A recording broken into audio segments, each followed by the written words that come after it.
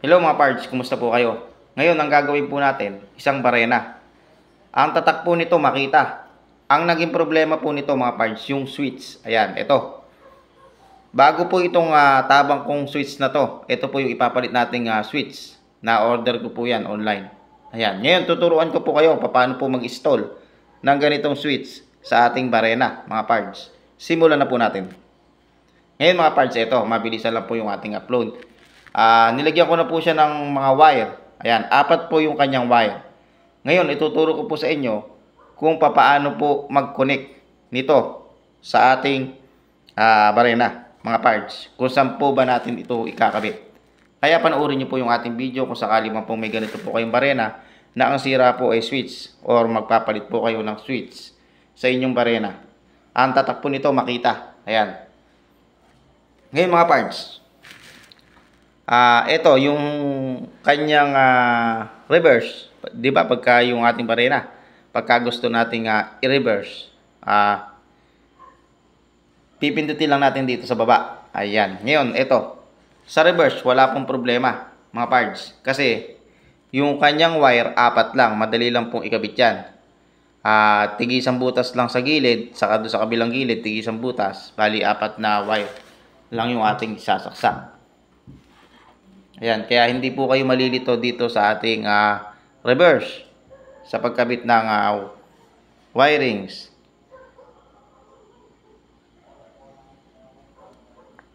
Ayan. Ngayon mga parts, naikabit na po natin yung sa ating reverse, yung sa kabila, mga parts. Ngayon, dito naman po sa kabila. Ito. Magkabilang gilid po kasi yan eh. Ayan. Sasaksak nyo lang po yung dalawang wire na yan sa gilid. Katulad lang po ng pagkakalagay doon sa dati ng ng kuryente. Pagkakalagay ng kuryente. Ayan.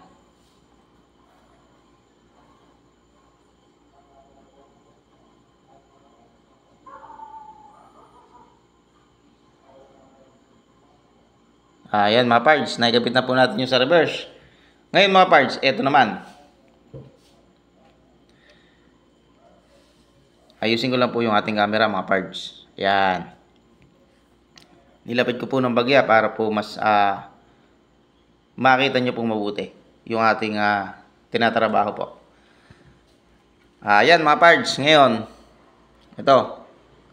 Ayan, ganyan po yung pagkakalagay po niya, yung switch. Ayan. Sakto-sakto mga parts. Ayos na ayos yung pagkaka-order po natin. Tama-tama po yung pinadala po sa atin. Ayan mga parts. Ngayon, ang gagawin po natin, unahin po natin yung sa cord. Yung, di ba may kuryente yung cord, line 1, line 2.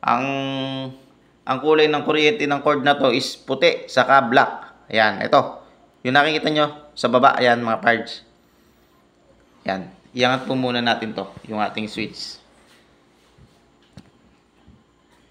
Nakikita nyo po mga parts, yung maliit na tornilyo na yon. Ayan. Ito mga parts, yung maliit na tornilyo na yon, na nakadiretso yung kuryente na to, yung pinutol ko. Ayan. Nakakonect yun sa maliit na tornilyo. Ayun o. Ayun, ito. Ayan. Ngayon, dito po natin i-connect sa line 1 ng ating cord. Yung saksakan sa saksakan. Ayan. Ayan. Ganyan. Tapos, meron pang natitirang isa, yung kulay puti na wire. Yun po yung ating cord ng ating barena. Ngayon, meron pa pong isang tornilyong maliit. Ayun, sa taas. Mga parts. Lalagyan ko po muna ito ng electrical tape, mga parts. Ayan. At mamaya, testingin po natin to kung tama po yung ating mga pinagsasasabi dito sa video na to, mga parts. Ayan, mga parts. Ngayon, ito, mga parts, yung tornilyong maliit, ayun o. Dalawa kasi yung tornilyo na yan. Yung isa, pinaliwanag ko na. Yung isa po sa taas, ayun. Ayun o. Doon po nakakonect yung isang wire na kulay green. Ito. Mga parts, pare-pares na kasing kulay yung aking ikinabit kasi wala na akong available na iba pang kulay. Yan lang po yung available ko, mga parts. Saka maganda po yung wire niya, medyo matigas. So, balatan po natin. Ayan. Ngayon, dito po natin i-connect yan. Ayan, no, nakita nyo po yung maliit na tornilyo na yun.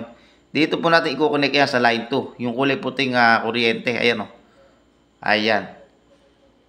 Yung dalawang tornilyo na yan, sa matulit sabi, nakakonect po yan sa cord ng ating barena. Ayan. O, diba mga parts, walang kalito-lito. Basta nakita nyo yung dalawang tornilyo, doon po nakakonect yan. Sa line 1, line 2 ng ating cord ng ating barena. Kaya hindi po kayo malilito mga parts. Sa line 1, line 2. Ngayon, meron pong natitirang dalawang wire na kulay green na nanggaling sa ating switch.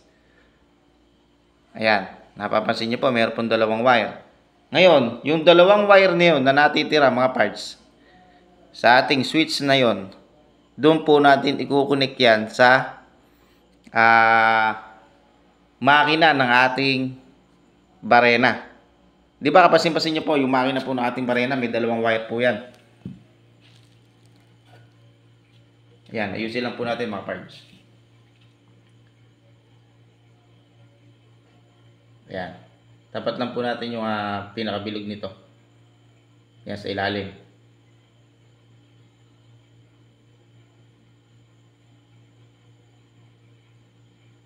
Ayaw tumapat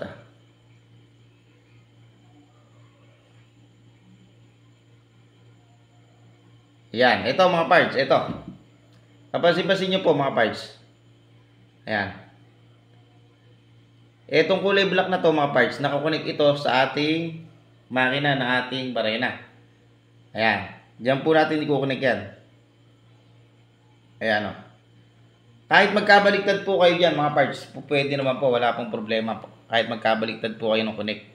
Basta yung dalawang wire na natitira sa ating switch, doon nyo po i-connect sa dalawang wire ng ating makina, ng ating barena, mga parts. Ayan, ayusin po natin.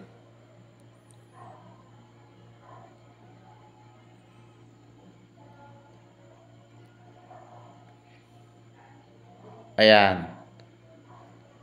Ayan mga parts. Ngayon, ito yung black. Ito, dito din po natin nilalagay yan, yung sa black. Yung black na wire. Nakakonect din po yan sa papunta doon sa makina ng ating barena. Ayan mga parts. At nakakonect din po yan sa ating, yung wire na kulay itim na yan, nakakonect din po sa ating carbon, mga parts. Diretso sa ating makina. Ngayon, gumamit po tayo ng multimeter. At tingnan po natin kung tama po yung ating makukuhang resistance. Kasi titingnan natin baka mamaya shorted. Ayan. Shorted yung ating connection. Kinakailangan bago po tayo mayari. Gumamit po tayo ng multimeter bago po natin isara. Eka nga. O, pindutin natin.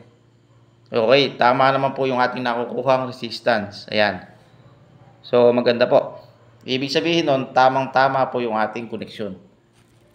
Wala pong kaduda-duda. At testingin po natin yan pagkatapos po natin itong i-assemble or lagyan natin ng electrical tape yung mga dugtungan para safety mga parts. Kung nakarating ka dito sa aking video, mag-subscribe ka na at i-click mo na din yung inyong notification bell para lagi po kayong updated sa mga bago ko pong mga upload na video. Marami pa po akong ina-upload na video tungkol sa pagre-repair ng mga appliances natin sa bahay. Mga gamit po natin sa bahay, iba't iba po yung aking ina-upload mga parts. Kaya kung gusto mo makakuha ng idea or diskarte, ano pang hinihintay mo mga parts? Subscribe lang. Ayan mga parts.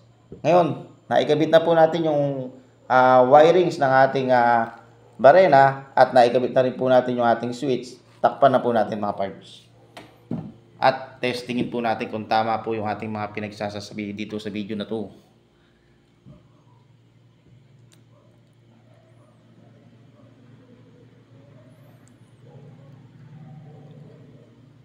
Ayan mga parts. Paalala lang, bago nyo po takpan, ayusin nyo po muna itong ano na to. Yung pinakaibabaw dito mga parts. Ito yung, kung minsan, ito yung hindi nagpapalapat dito eh. Yung ibabaw na to. Pagka po hindi kasi ito nakalapat, hindi nyo ito maisasara.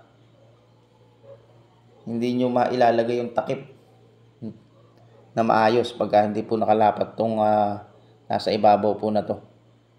Kaya yun yung una yung aayusin bago nyo po ilagay yung cover. Ayun, tingnan nyo po. Pag po nakalapat, madali lang pong ilagay.